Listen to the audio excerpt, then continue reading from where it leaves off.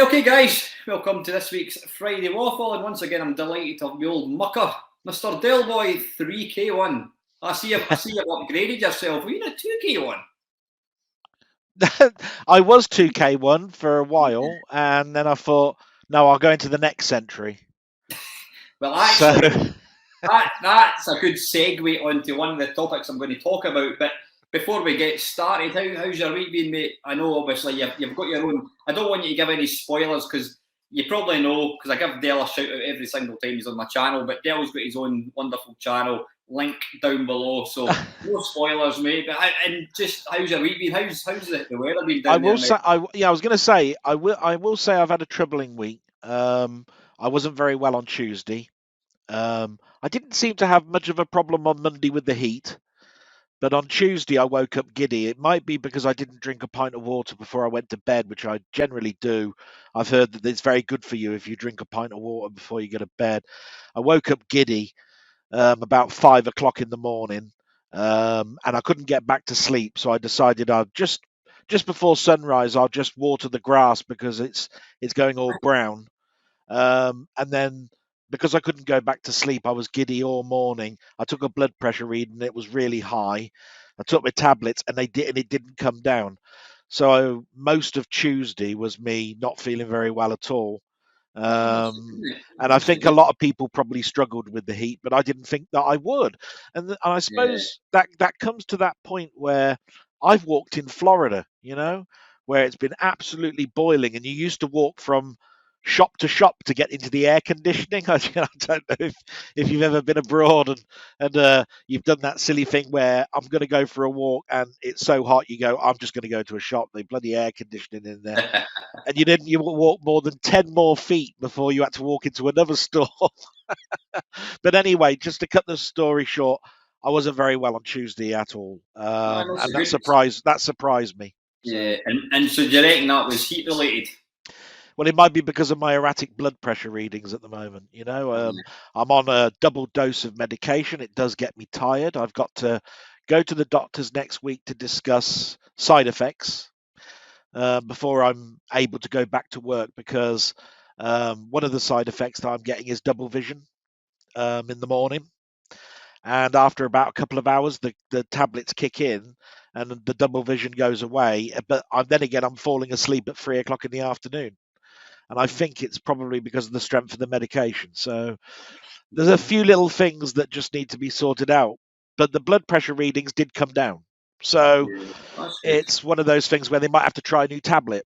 I don't Yeah. know, a different You strain, know, you know. you know what's interesting when it was not it's not even remotely interesting, but when I was listening to one of your blogs, I don't mean your blog's not interesting, but what I'm going to say is not interesting. You were talking about your blood pressure so much over such and such. I've never ever had an issue with my blood in my life. Yeah. So I've never had to go. The only, I'm trying to think. I think I got my blood pressure taken once, and they always take it. I think when you give blood. So because of that, I don't actually understand when somebody says to me, "Oh, it's 20/5." And I'm like, "Is that good? Is that? I don't know. I don't know Yeah, what's normal. I don't know what's the standard is 120/80. yeah." And it's what they call a dystolic and a systolic reading. The systolic is at the top, the dystolic is at the bottom. When the dystolic is high, that's when there's problems. Yeah, If you and get into the 130 dystolic reading, then you're close to a heart attack. mm-hmm. And That's basically it. is blood pressure generally influenced by stress? Would you say? Well, it's a major cause, but it can also Yeah, be your diet. It can also yeah, be weight related. And I mean, if anybody's ever looked at me since I would say probably a good 8 or 9 years ago, I lost an awful lot of weight, and I put weight on when I got sciatica. Um, I then started to lose weight again when I was doing my walking, but then now I've got arthritis in my left knee and I'm waiting for an operation. And because of the pandemic, I can't have the operation. So I put even more weight on. And now you're in a situation where your weight's against you, your age is against you, the diet has been all over the shop because you just eat whatever because you're working so much. I was going into work at one point 7 o'clock in the morning and coming back at 7 at night. I was doing that for 18 months. And so now everything is worked against you to the point where I can't even have the operation until I can get my blood pressure under control. So, yeah. It's interesting because I see this to quite a few people. I was talking to Lee, my girlfriend, about it the other day there, and people, when people talk about the big C, I'm like, oh, cancer. Oh, don't say it. Why is that going to increase my chances of getting it because I'm talking about it? Oh, not at all. Don't talk about cancer. And I said to Lee, I have never been to hospital. I've been to hospital to visit people. I have never been to hospital in my life for anything for me, and I think I've inherited pretty good genes. I mean, my granny lived to 105, and my dad was very, very fit, but ultimately working with asbestos all his life caught up with him, and so I think I'm lucky with genetics. But then, to be fair, I do try and keep myself. I mean, I was at Cook School last night, and the instructor said, as you probably know, Cook School is a hard, soft martial art. He says, do you know the difference? Not. He says, well, karate is all about snap punches and kicks and then you get other sort of type of martial arts where it's all this kind of balance and that. He says, Cook School's in the middle. He says, one of the things you need to get used to at Cook School is getting hit. He says, it's not really contact. So what we had to do is you have to partner up with somebody, and then you can punch somebody and it'll just be like a sharp kind of thing. But you also get it's a fist, and you put your hand like a claw and you just hit somebody really hard. So we'll take it. He says, right, what I want you to do is I want you to punch your partner 10 times. And he said, I don't want you to knock them out. He says, but you gauge with him how hard you're hitting, and then you say harder, whatever. So we're like, fucking hell, and you're bracing yourself. Yeah.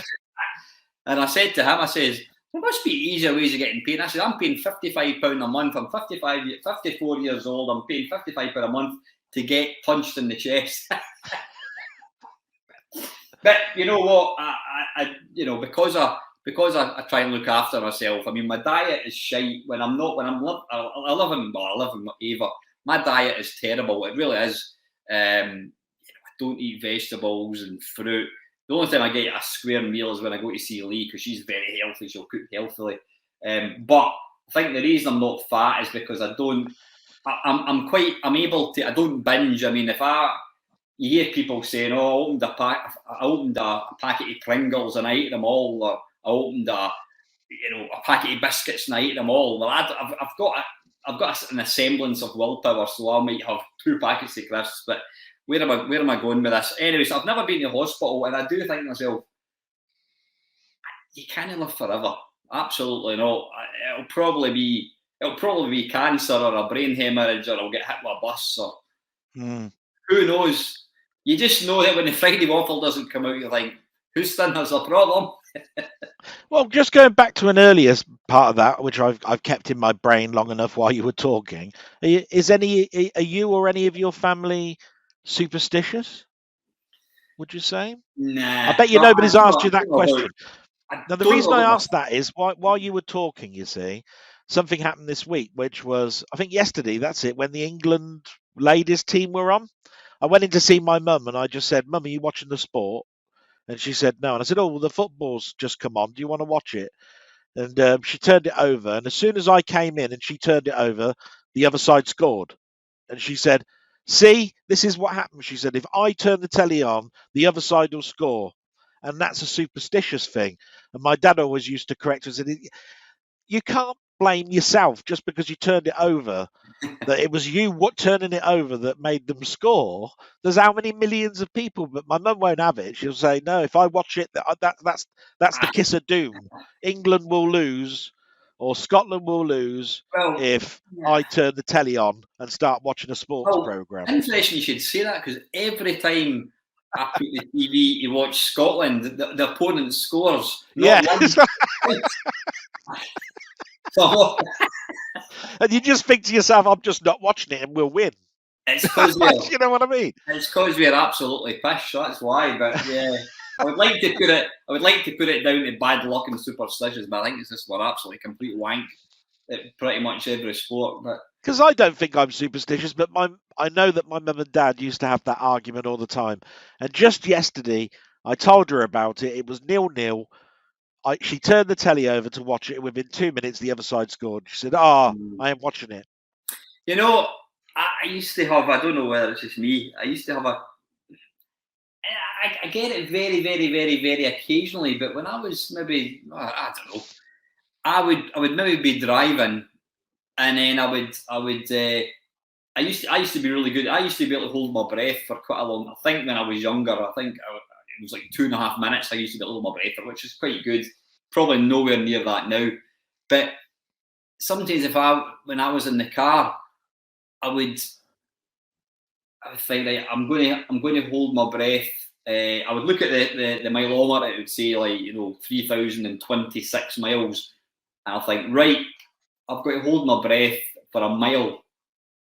Excuse me. Or if I don't, something bad's going to happen, and you think it's something really horrible for somebody who you loved or whatever, and it's like a stupid thing. But I sometimes did that, and I think I've got to hold my breath for that mile, or else this is going to happen, and it's a daft thing. It's a daft thing. I don't know No, if but we that's talked about that before. Because do you remember I said one of the little tricks I do when I used to drive, to go to work and all that sort of stuff is I'd get to the traffic lights and then I'd hold my breath and sit upright until the lights turned green. And somebody told me that's a good way of exercising your core muscles because you're basically holding your breath, so you're keeping your muscles tight. And then of course you breathe again when you drive away, and it's just a little game you play, just to pass the time away. tiny much. Fortunately, I don't think about somebody being involved in a horrible accident anymore. But it's a game, and sometimes I think, right, if I can get there, I've got another few miles to go, and if I can hold my breath, then it's technically I'm only one breath away, which is really stupid. But so it's been warm up here in Scotland. Obviously, we weren't quite getting the temperatures that you've had down in England, but it's been warm. But obviously, working it's a bit shit. Yeah, we didn't get where I live, we didn't get the temperatures that everybody was reporting, but I recorded it on mine as being 38.5 on the highest point. So Yeah, it wasn't it wasn't too far from 41, but you could say that's a mile away from 41 because 1 degree is like, several degrees. Fahrenheit, isn't it? Fahrenheit, So, yeah, you'll go, yeah, you're quite far away from it, really. yeah. Funny, I was lying in my bed on whatever night it was, and I thought, window wide open, and there's no air coming in, or it's still, and I thought I need to invest. I mean, I've got a fan which Ava borrowed. I was actually going to put it in with the dogs because the dogs they overheat a lot quicker than human beings. But Ava ended up pinching the fan, so I thought maybe I should get an air conditioning unit. And I went on to Amazon, and there was like one for 30 quid. I thought that's going to be crap. Then the next one was like £400, and I'm thinking, wait a minute, how often is heat a problem? Yeah. Actually, never. So I just I closed the website down and went to sleep. Yeah, they make a fortune, I'm pretty sure, during the summer. It's like selling convertible cars. It's like Yeah, what's the point in England buying convertible cars when 85% of the weather is rain? that's shite. It's like for that 15%, you're buying a convertible car and it costs you an extra 10 grand for that soft hood.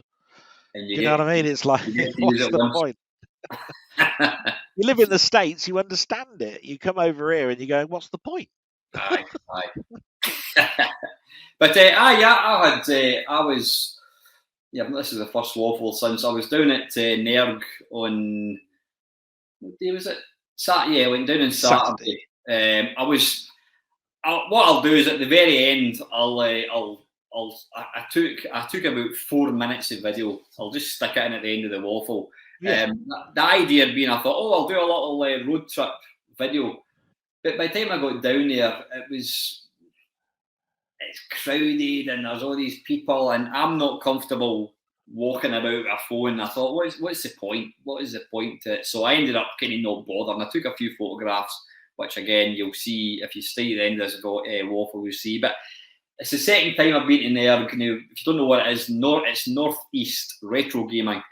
It's in Gateshead Stadium, which is that was quite a thrill for me, because as a kid I used to watch the athletics with my dad. We'd sit and watch, the Dream Mile from Oslo or Gateshead, and to actually see the sort of stadium where Steve Cram and Steve Ovett and Alan Wells used to run was quite nice.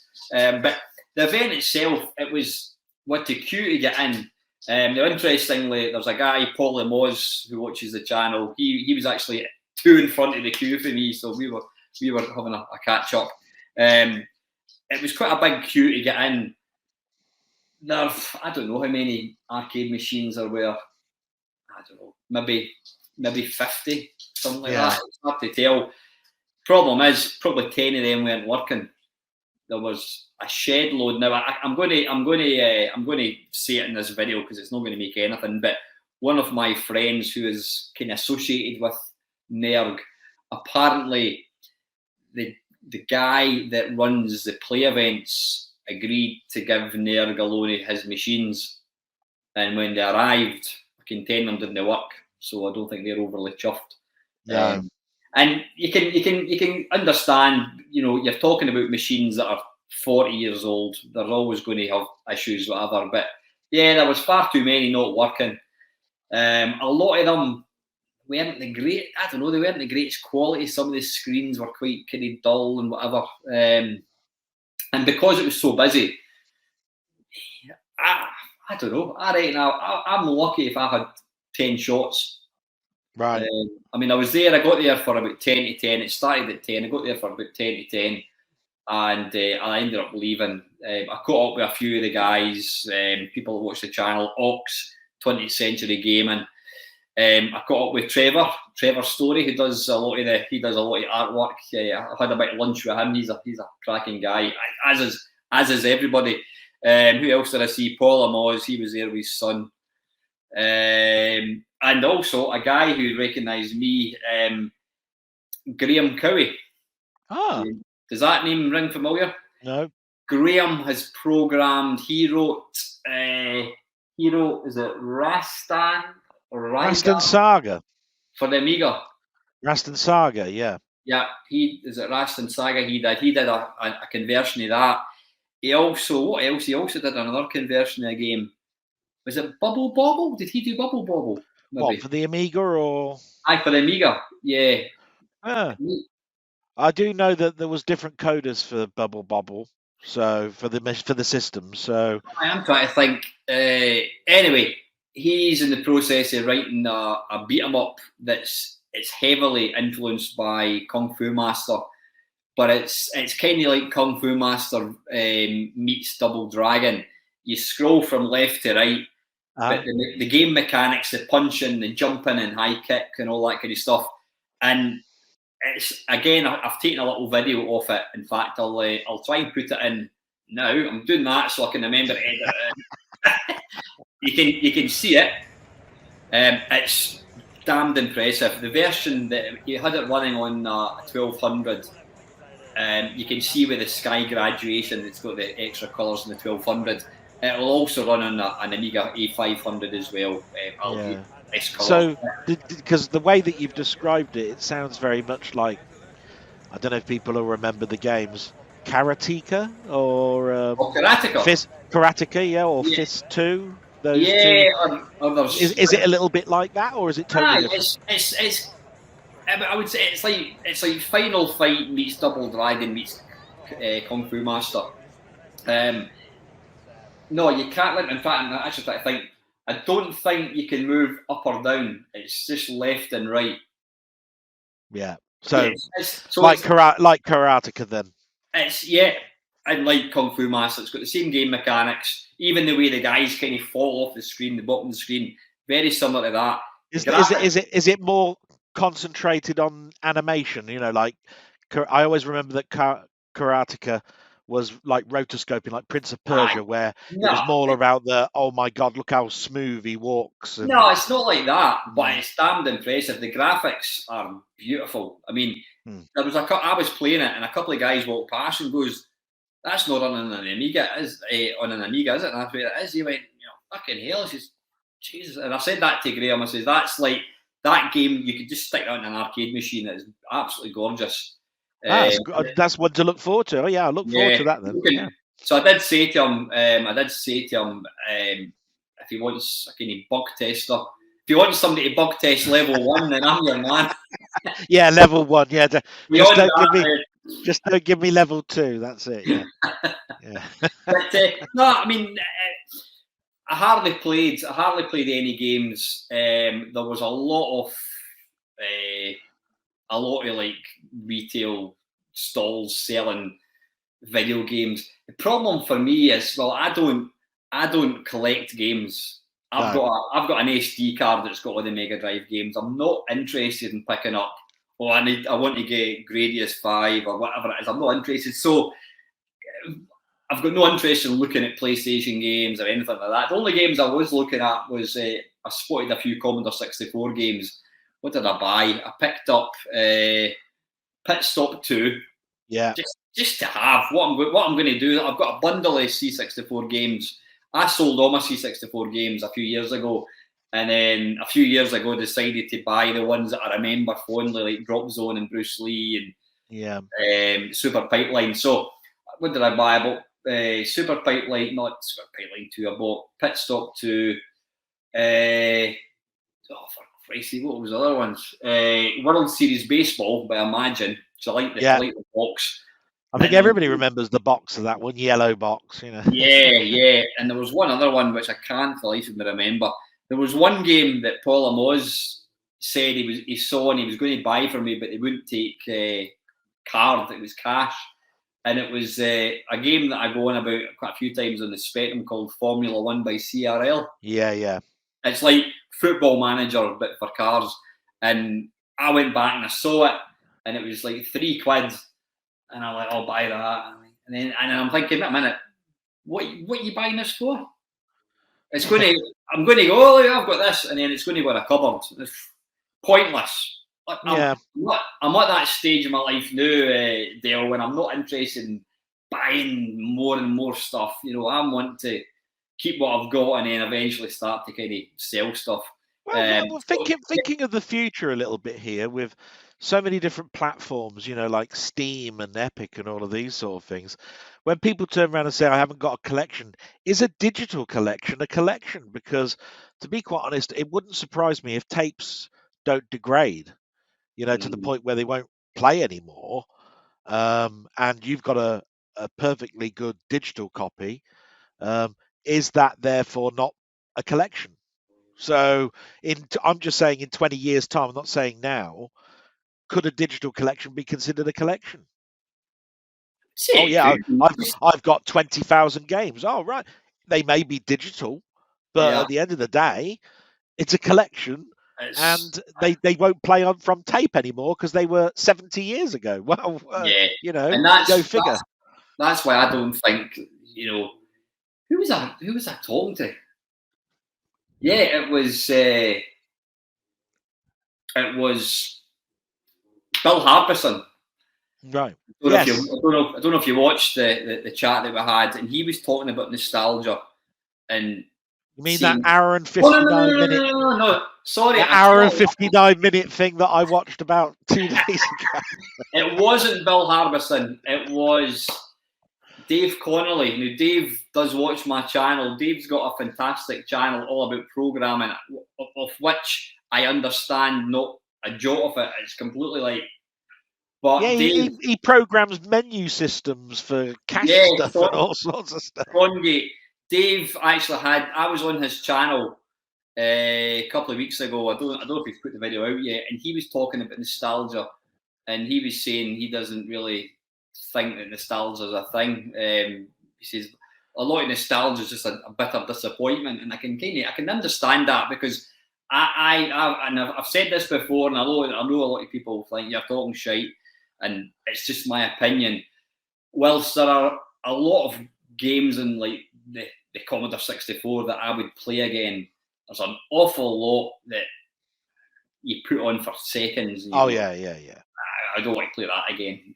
But yeah, getting back to what you're talking about, I mean, I don't think that like my daughter. I mean, she bought a game yesterday on the PlayStation 4. She downloaded it. It was 20 quid. I don't think they'll in 20 years' time she'll have forgotten all about that game. Yeah. And on the very odd occasion, she'll maybe come to me and say, "Dad, can you put on the shark game?" There's a game on the PlayStation 3 where you have to. Is that yeah? It's not. Is it a hover? Not hoverboard. You're getting pulled to a boat and you're on a skinny ski and you've got to jump. There's these big sharks. Can you jump and try and get you? All right. You know, occasionally she'll say, "Oh, I remember playing that when I was about 6," and she'll want to put it on. But invariably, I think digital games, you don't have that ownership that we have. We have like, oh look, this is a game here. This is my favourite game. I got this in Christmas 1983. I don't think you'll have that. Yeah, but I've had those conversations with my mum and dad in the past. I said, was it really? I said, that you used to sit around a radio, right?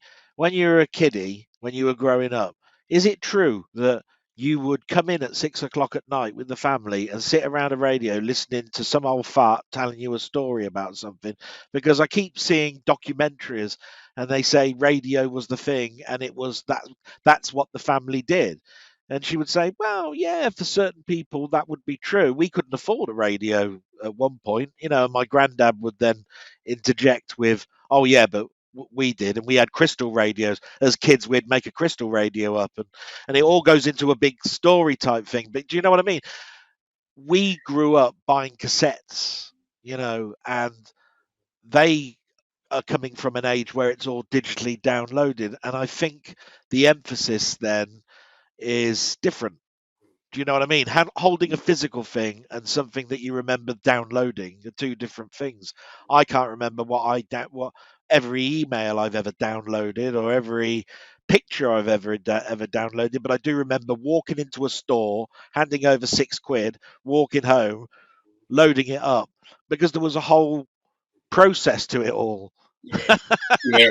and I think that's what comes into the nostalgia bit. There's no nostalgia bit to go down a menu, choose it, download it, put your credit card details in. Yeah, That's not something that I'm going to remember doing much. Yeah, going into WH Smith or John Menzies up in Scotland, going to the Commodore 64 section and just lifting a tape off and looking at the screen. Sometimes it was a drawing of the game. Well, that looks good. Oh, look at that, the graphics. It wasn't the graphics, and that was enough. But yeah, and then invariably, if you're on the bus, you would look at the instructions, and you would just fawn over it until you couldn't wait to get back and get it loaded up. And well, I was thinking back earlier. I can't remember if this was a thing or not, but I'm pretty sure I remember going to the shelves where it said sale, and you would then pick up a game that was from the past that was a bit cheaper because you didn't have enough money to buy this week's number one off of the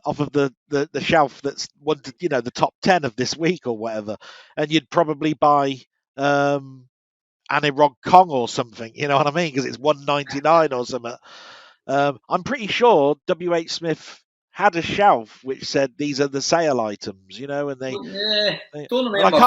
I can't remember if they actually did that or not. I can't remember. I don't remember there ever being any sale items, but what I do remember is you would see, Year Kung Fu and Greenberry and $9.99, and then below it you'd have Konami's greatest hits. Oh yeah, compilations.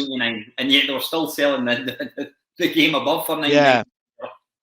I just remember that the computer store, an actual computer store, they would sometimes have a weekly sale where it would be like 30% off, 50% off. It would be a stickered item or whatever. Yeah. I just can't remember if WH Smith ever did that or whether they had them on sale or return. If they didn't sell them, they returned them. I'm not sure. Did you ever take a game back? Say, I want my money back. No, and like you, I was going, why didn't I? Because I bought so much shit. Yeah. I don't know why I didn't. I know that sometimes I did do this twice, and that was it doesn't load. right? And the reason it didn't load was because I loaded it up, played it, thought this is a bag of shit, and I put the sellotape over the top of the tabs at the top and put it in my recorder and just recorded 5 seconds of blank about in the middle of it, so that because I knew that the store would take it out the back and say, "Oh, we'll just test this," because they did do that probably with so many people coming back saying that they couldn't get it to load or something, right? And I knew then it won't work. You just had to remember to take the sellotape off. There must have been an awful lot of Wiedersehen pets that wouldn't have loaded. Yeah. Yeah. Must be the worst recorded game in history. We've had all of them return. What's going on? What was I going to say? But yeah, when you think about it, I'm positive back in the day, these game companies, these shops had a strict no return policy. Yeah. If it didn't load, they would give you another one. But for obvious reason, because they thought, well, you're going to play it and then take it back. But I'm sure there must be some that would be breaching consumer rights, because if you go to DFS and buy yourself a leather suite, and then within a week it's the die's coming off, or you think this is just shit, you would be perfectly entitled to go back and say this is of inferior quality. I want a refund.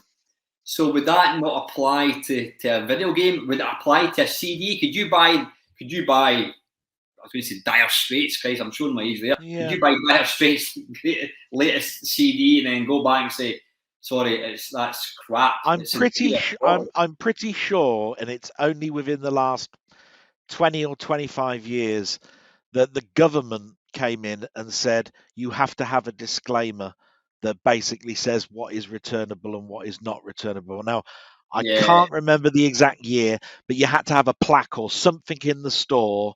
It had to be also seeable by the public, but not necessarily in a section of the shop that says what is the consumer rights. But then again, I've never really looked and seen what the revisions to the consumer rights are and when that came in. But I'm pretty sure there was a hoo-ha once where somebody was turning around and saying, "Oh, you've got consumer rights and you're quite within your rights to do this, that, and the other." And somebody had an argument and said, "Yes, and the store must also put a plaque that says what their consumer rights are." And I'm pretty sure I remember looking at one of those little argument question time things. Yeah. And they would come. I mean, like Argos, they used to have a no quibble. You could. People used to go to Glastonbury, buy a tent, go to Glastonbury, take it back and get their money back. So they then stopped that. Anything like video games or jewellery or anything, you couldn't do it. But I don't know if you. I certainly never took back any games, but it's an interesting one. Yeah, has anybody ever returned a newspaper? Yeah, I've read this and I didn't enjoy it. Can I give you the copy of the Sun back that I bought this morning? I wonder if anybody's actually done that. I was trying to remember this. You're talking about that. You said to your mum, so you and Dad used to come back and sit and listen to an old fart talking fish. Yeah. Yeah. When you record this as a podcast, that's the radio. This is the full TV blown edition. But this is the ultimate edition. Yeah. And welcome to Radio 2. This is Bob Harris with the old muckle Delboy 3K1. How the hell are you, Del? Just get. You mentioned something earlier on, and it was a kind of a segue into one of the things I was talking about. I can't remember what it was, but anyway, I went into Steam and I bought a couple of. I was going to buy Gravitron 2. That's the one that 20th Century Gaming.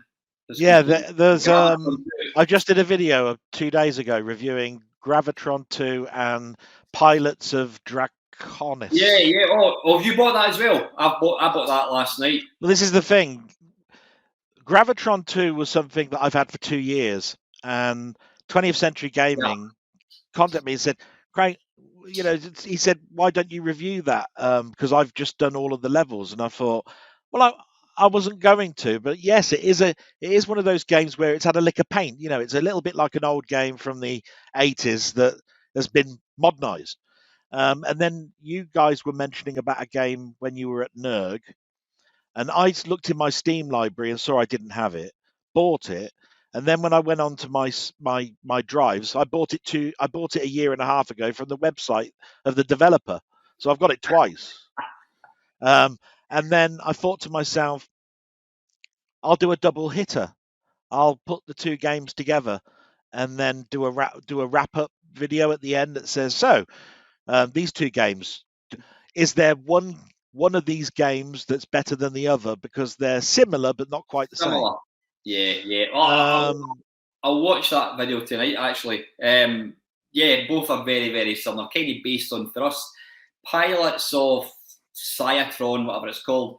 It's a bizarre kind of graphic effect that they're using. They're trying to kind of go 8-bitty, but it's like, well, that's what I said about it, basically. I don't know. The jury's still out in that one. I don't know if I like it or not. Well, I mean, I'm not going to give it away, but I did turn around and say, I think if it weren't for the fact that there's a map in the bottom right-hand corner, that I don't know whether I can go through this gap here or not, because it looks just like something that I'm going to collide into. That's the problem I had. I went in the first level, I went straight up and I thought, shit, I've got to a dead end. And I'm like, and then I went back down and I went, how did I get out? And then I looked at the map and it's like, why is it showing you can go up the screen? And I realised that the dark brown rocks are in the background. Yeah. I'm not a fan of that. It just makes it unnecessarily difficult, I think. Yeah. But anyway, well, go and watch Dell's video and see what he thinks of it. But yeah, when I was in Steam, you know, when you first load up Steam, you always get a wee kind of advert. Yeah, it's a big square that keeps saying this week, and you got and you've got to hit close. And this week it was FIFA 2023. I think it was God, £70. And it just got me thinking, I'm not a FIFA fan at all. Are these franchise things, or not even franchise, well, I suppose they are these things that keep coming out year after year after year after year, charging £70? I don't play them, but are they taking the piss? Because from what I can gather, I mean, they've been making FIFA since, was it 1990, I think, maybe the first one came out on the Mega Drive. Then over the preceding years, I think I'm right in thinking there's been a FIFA every year. So that would be 90, 2000. They're talking about 30 years of FIFA. Surely to God, by now, they've again managed to get a decent football game. So what, apart from like upgraded football, like football players, is that what you're paying for? Is it the same game? Because I can't believe that they can be adding things that are going to make it even better and better and better and better. Well, what are you getting for your money? I'm in agreement with you, because it used to be that it did come out every year, but at least every couple of years they'd change the engine. And you could see they'd change the engine. Do you know what I mean? I mean, they went from an isometric view to a top view to a, whatever. You could actually see the change. And then as the graphics have gotten better, you can possibly see that there is an engine change, but it's like every 5 years now. It doesn't look like there's been a substantial change. So as far as I'm concerned, if you're not going to change the engine, it should be a download pack for this year's players, because obviously there's a transfer window and players go to different teams. As far as I'm concerned, you shouldn't be paying any more than £2 for an updated patch that basically puts the players now in different teams. That's how I look at it. Yeah, I mean, I would agree. I mean, my favourite game, I think the football game, I mean, I love, like, Sensi Soccer. Some people would say it's not really football, and I would probably agree with that. I'm not a football fan at all. I don't like football, but I love Sensi Soccer. It's not really, it's got as much in common with football as, I don't know, Barbarian is fighting with swords. It's just it's a kind of simulation type thing. But as far as like realistic football games go, I think it peaked at probably Pro Evolution Soccer, the first one that came out in the GameCube and the PlayStation 2. Yeah. Anything else I've tried, I mean, I downloaded FIFA 2022 on my Xbox and I was playing it for about 5 minutes. I thought, this is boring. And again, it's got that really irritating thing that they seem to do with every modern game. they insist in putting like some sort of story mode, and you've got all these, you know, I'm really sounding amazed. You've got all these modern tunes, irritating sort of like trance tunes, and I just want to go start a league, start a tournament, bunk, bunk, bunk, away I go. I don't want to log into EA's FIFA membership club or whatever it is. So anyone that's watching this video, what are you actually getting? So FIFA 2022 to FIFA 2023, is it just the new strips and you're getting they're changing the names? Is that it? Yeah. If that's the case, then fair enough. If somebody was to buy an Xbox, whatever it is, Series X, and they wanted a FIFA game, then that's fine. Let them buy FIFA 2023 for 70 quid. You know, let's be honest, 70 quid is pretty decent value when you think of what we were paying 40 quid for a SNES game 40 years ago. But if you've got 2023, well, then again, I'm arguing myself here. Or if you've got FIFA 2022, should I have the option to like download the new players and strips for like 2 quid? That's what I think. But then conversely, if you buy a car and then next year a new model comes out, should you be entitled to go to the garage and say to Arnold Clark, right, listen, there's 100 quid, I want you. Yeah, but I would say that that's a slightly different argument, because you'd do that if you're on a higher contract, because each year you could just go, right, I'll take out this year's model because I've gone through my 12 months with you. They usually do it over 4 years though, don't they? And then you would give you the option to buy it. But the way I think my dad would turn in his grave, because if I was to tell him, right, I'm a big football fan, Dad, and I've bought FIFA and I've bought all these versions every year, he'd turn around and say, so you're telling me that as a kid I bought Subutio in a big box. For me to get the new players, I've got to buy the big box again. Well, you're mental. Because you'd buy the little packs that are around it, which would be the other the substitute players, and you would still have the big box that has the main pitch or whatever it is. Why are you buying the pitch again? So if you say if they brought out a revised Subutio every year, would you end up with like 40 Subutio? Would you buy the big box every year? That's what it'd be saying. You're mental. Yeah, I think you're absolutely crazy. No wonder you've got no money if that's what you do, and quite rightly, that's exactly what everybody's doing. I don't think EA are like evil what they're doing. At the end of the day, they're saying here's our football game, and it's got the latest players. And then next year they'll say here's our football game, it's got the latest. Because at the end of the day, if FIFA put out one and it had bloody Kevin Keegan and Peter Shilton, kids are going, who the hell is that? Or bloody, it would. They're appealing to the target market, the target audience, which is probably 12-year-old boys.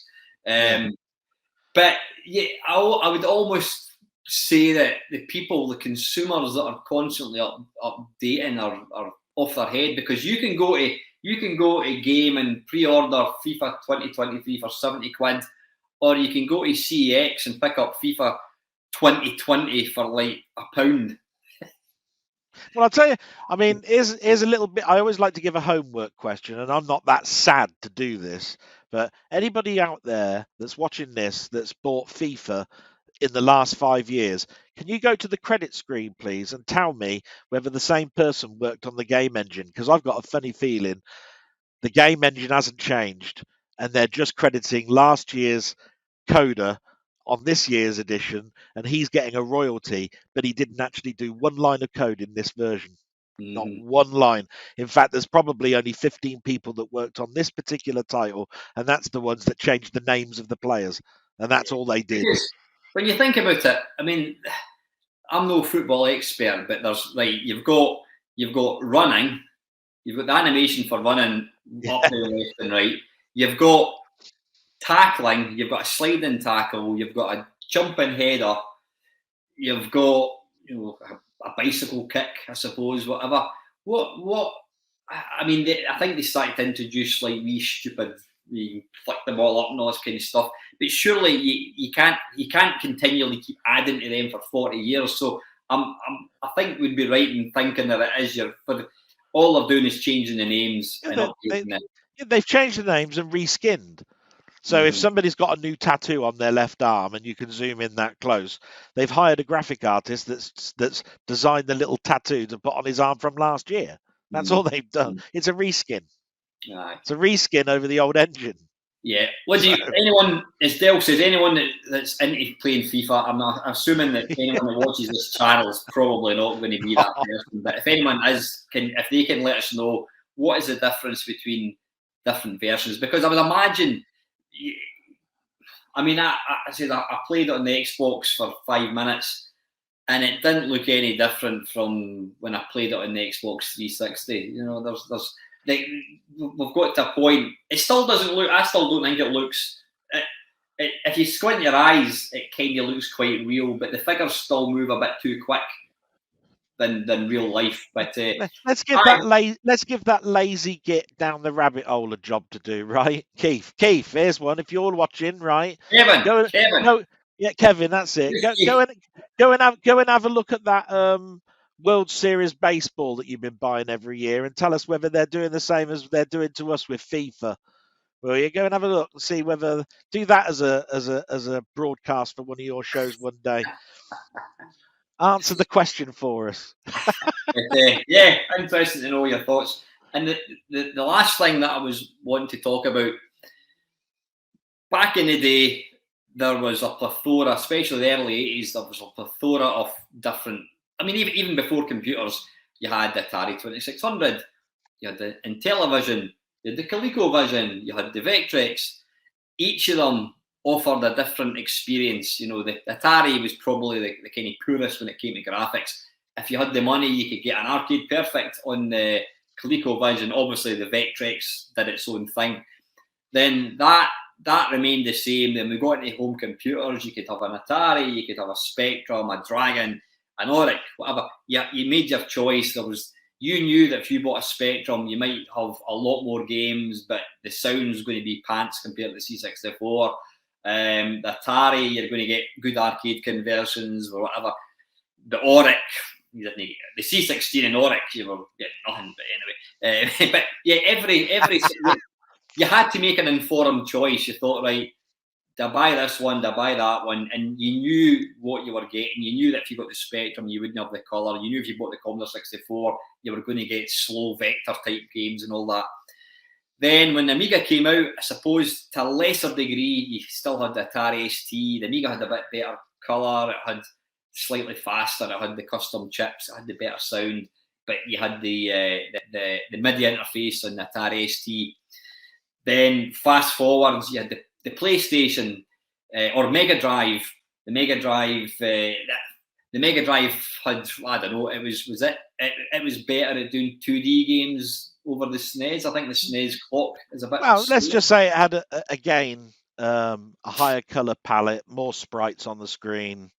But the SNES did the Mode 7, and so again, you had to decide, right, I want to play games like Mario Kart. Well, it was a stick on. You were going to buy the SNES. If you wanted to beat 'em ups, you probably have to go for the Mega Drive. Yeah. The PlayStation, I would say probably the PlayStation, Sega Saturn. Again, the Sega Saturn, I think, was better at 2D games, and the PlayStation was more kind of geared towards 3D. Yeah. In my opinion, I would say when we got to the PlayStation 2, or maybe slightly, the PlayStation 2 came out at the same time as the GameCube, which was the same time as the Xbox. And there wasn't a lot to choose between them. But I think when the Xbox 360 came out and the PlayStation 3, I think I could show you a version of a game and say, right, Dale, you tell me what, is that the Playstation 3 or Xbox? And I would say that you wouldn't have a clue. Yeah, the difference curve has plateaued out, is what you're saying. Yeah. And that has remained. I mean, so you had the PlayStation 4, and what would the Xbox equivalent be? The Xbox Series X? Xbox One. One. Again, could you tell a difference? I don't think so. Could you tell a difference between the Series X and the PlayStation 5? Do you? And so we've kind of got to a point now where it's like, I think that it's become there's nothing excites me anymore about gaming. New systems. I don't think. Do you think we're ever going to see a new system that's just going to completely revolutionise gaming? I mean, I think, to be fair to Nintendo, whilst their hardware is probably less powerful than both Sony's and Microsoft's, they've always tried to kind of be a bit different. They came out with the Wii. I mean, I think the Wii, when it came out, the actual hardware was dated. It was like older. It was worse than the PlayStation 2, I think. But they had the movement control. Then they brought out the Wii U, and people, oh, it's an ugly thing. But again, it had a tablet, and you could play the game and look at that. So and then the same with the Switch. They've always tried to be that wee bit different. 3DS, 3D version, whatever. But now, Xbox Series X, PlayStation 5, who gives a toss? I mean, PCs now, you don't go, oh, I've got this PC here. Oh, I've got this one. Oh, that's a better PC. It's just that. It's just become blah. It's. Yeah. Do you not think the video? Do you not think, like, for, I don't know? Do you not think it's less interesting now? There's no.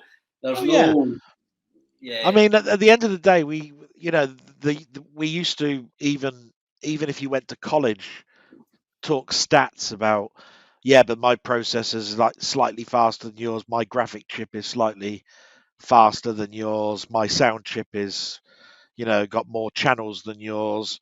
It was almost like a top trumps game. But as you've gotten to, like you say, when you look at the PS5 and you look at the Xbox X, they are two totally different consoles, but the performance is virtually the same. It's like it's now a battle for the manufacturers to do it more efficiently, it would seem, than it is, to make a system that costs less, but we can sell at the same price, if you see what I mean. Which one's going to win?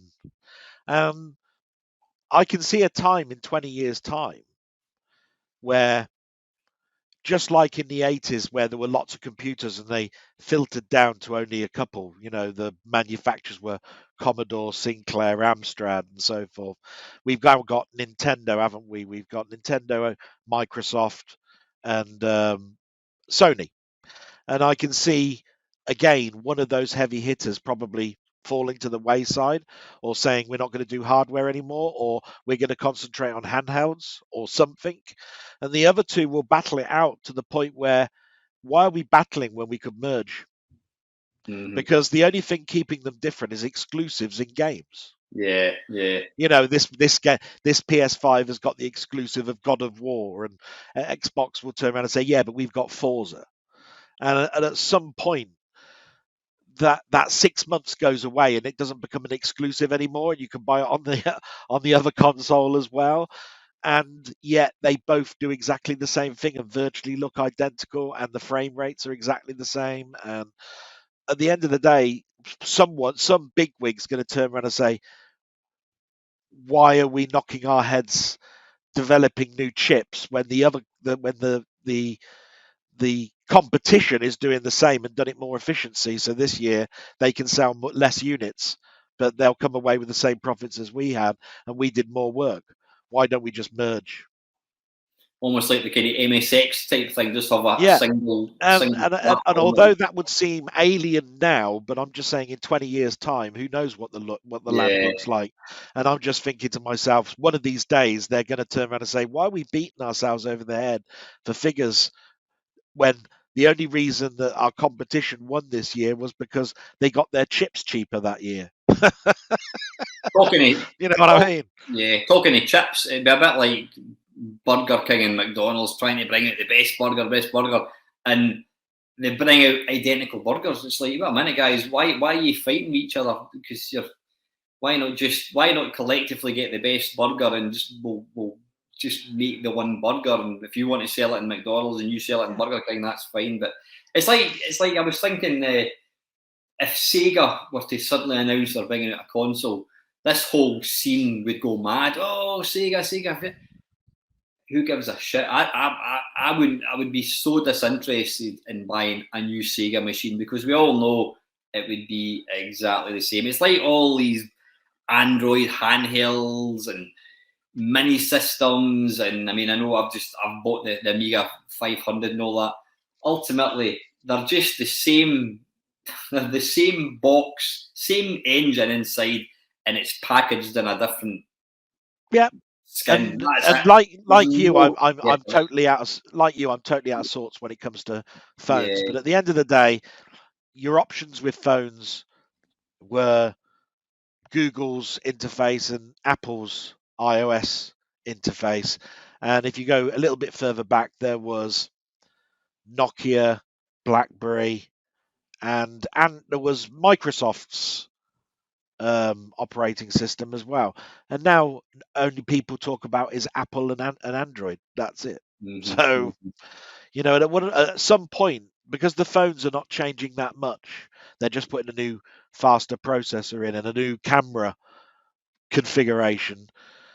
One of these days, it will just be, what are we doing?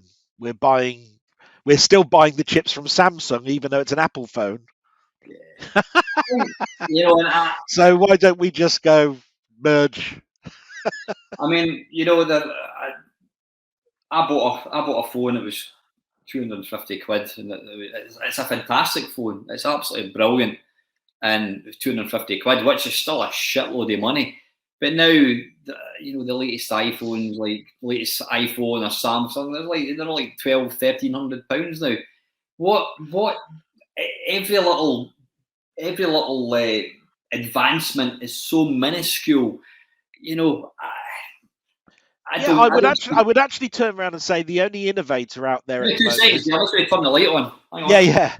I'm Well, disappearing into the bloody. Hang on. I would say, Alan, I would say that the only innovator at the moment, and I'm sad to say this, and it's not much of an innovation, is Samsung at the moment. They've come out at least with a fold phone, which is different to anything else. But really, that's just going back to the old clam phone. It's just they've made the screen bigger by unfolding the phone. Well, if you look at it, Apple haven't done anything other than make the screen bigger or and put a different camera on the back. There's no difference all the way through for the last 10 years. At least Samsung have done something, but is that enough?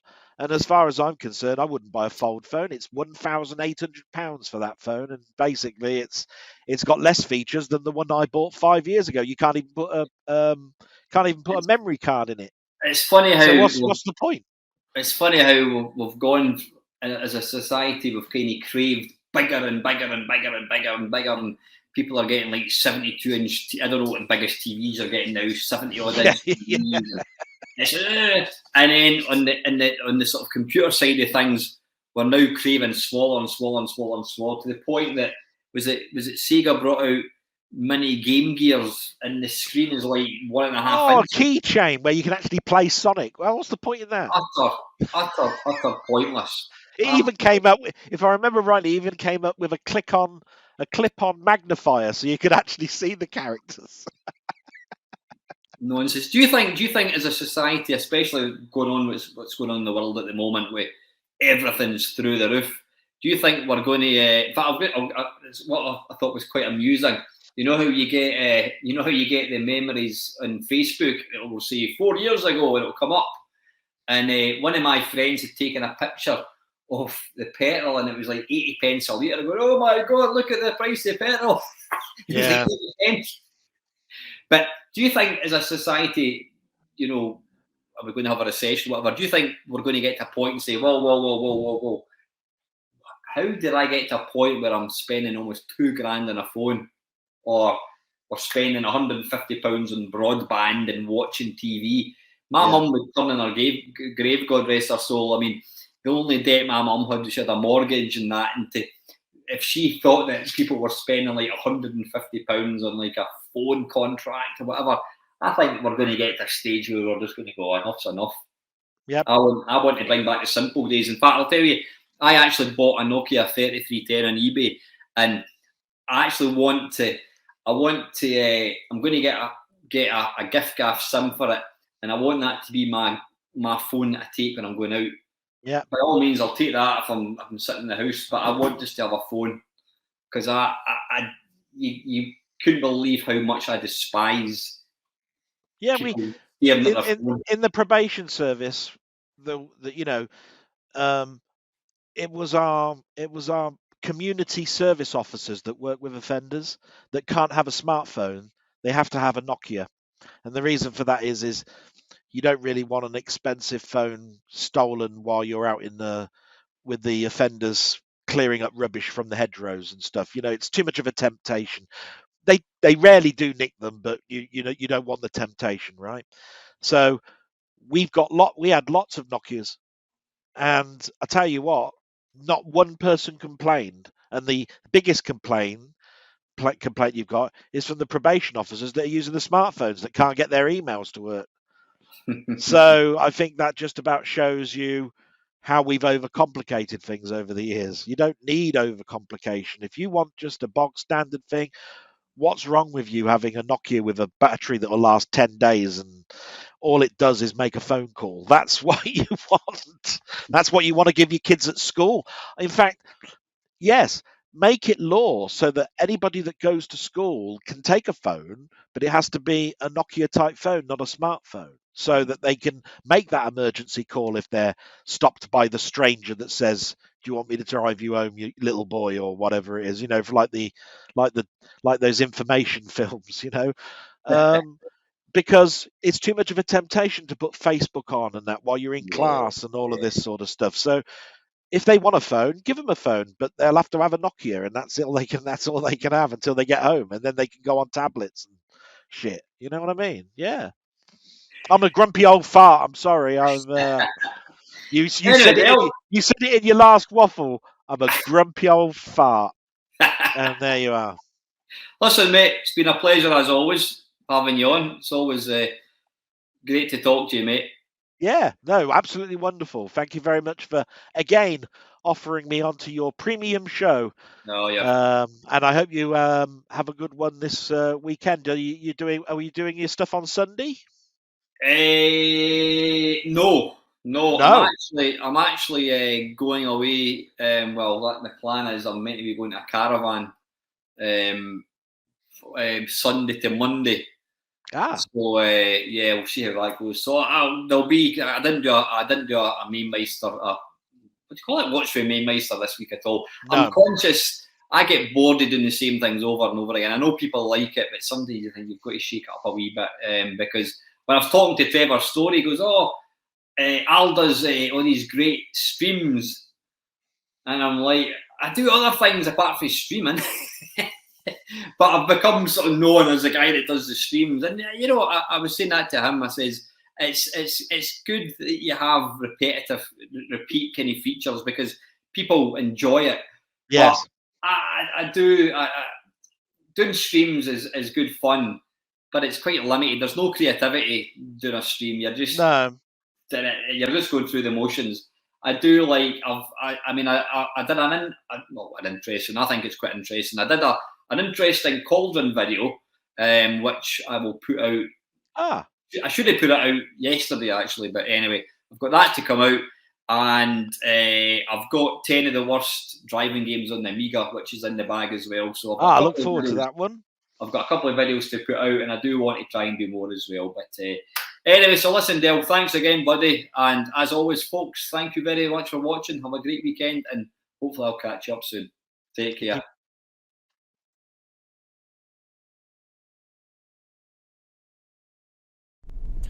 Morning, folks. It's 7 AM on Saturday the 16th of July, I think it is. I'm just about to leave Stenhousemuir to head down to Nerg to see a few of the old team. So I'll see you shortly. Well, it's now 7:22 and it reckons I'm going to get there about 9:37, which is fine because it doesn't start until 10 o'clock. I say it's a beautiful morning, really nice. Apparently this weekend in particular, London, it's ridiculous, it's something like 38 degrees. It's to be in London, I think, on Sunday, which is just absolutely mental. So yeah, NERG, for anyone that doesn't know what it is, it stands for North East Retro Gaming. It's one of these events that's been, I think NERG's been going for, I don't know how long. You know, it's weird when you talk about time-wise, you say, yeah, that was 3 years ago. The reality is, the older you get, there's a lot more time has passed than you actually realise. So when you say, yeah, I last did that, it was probably 4 years ago, the reality is it's probably 8 years ago. So yeah, NERG's been going a long time. I have been down just the once. I was down in, let me think, 2019. I went down with my girlfriend. We'd just obviously started going out, and of course when that happens, you do everything that your girlfriend or boyfriend wants to do. So she quite happily agreed to come to drive 200 miles to Gateshead to a retro gaming event. When I mentioned to her a few weeks ago, she went, no, it's alright, you go yourself. So, you know, I'm absolutely fine with that, because video games isn't her thing at all. But yeah, I came down in 2019, had a great time. Who did I meet? I met Ox, I met Paul Spriggs, I met Mark, 20th Century Gaming, and I also met Mr. Paul Woz. Excuse me, I'm just a bit hay fever, I think. So yeah, it was a really, really good time. Yeah, NERG's good. I mean, I've been to, what events have I been to? I've been to Play Blackpool about 4 times. Yeah, probably about 4 times. I've been to the Play event in Glasgow a couple of times. Now these are fine, but I think they're the organisation that runs them. It's a bigger kind of thing that runs these events. NERG's smaller. It's definitely smaller. There's definitely less to actually play. And if I'm trying to think rightly, is it only arcade games that they've got in NERG? It might be, or maybe there is some home consoles. I honestly can't remember. But NERG's smaller, but it's more intimate. It's more about the game, and I don't even think, I could be wrong, I don't even think, I'm getting absolutely blinded. Hang on, I'm going to have to put my super cool sunglasses on. There we go. I don't think there's any vendors, so it's just games, which is fine. Just making sure I'm still going in the right direction here. So yeah, it's a great little event. If you get a chance to go, then go. One of the things that one magical moment for me when I was there in 2019, it's going to be the same again, is it's held in Gateshead International Stadium. Now, you might not know what that is. It's an athletics stadium, and as a kid, my dad and I, we loved watching athletics. We would watch athletics together all the time, whether it was the Olympics, whether it was the Commonwealth Games, whether it was the World Championships, or if it was just an event on the TV. Because back in the 80s, I don't know why they don't have that so much, back in the 80s, it was quite frequent on BBC One. You would get athletics live from Gateshead, and you would have guys like Steve Cram, who came from Newcastle, I think, and then you had Brendan Foster, although Brendan Foster, he would probably have retired at that point. But you had guys like Steve Ovett, Sebastian Coe. They would be thank you, keep left. They would be taking part in like the Golden Mile or the Dream Mile. They always came up with some fancy name for it, and it was from Gateshead Stadium, and that was part of my growing up. And to actually be in the place, it's quite special. It's quite a special little thing. Right, where am I going here? I am coming off. No, I'm going straight ahead here actually.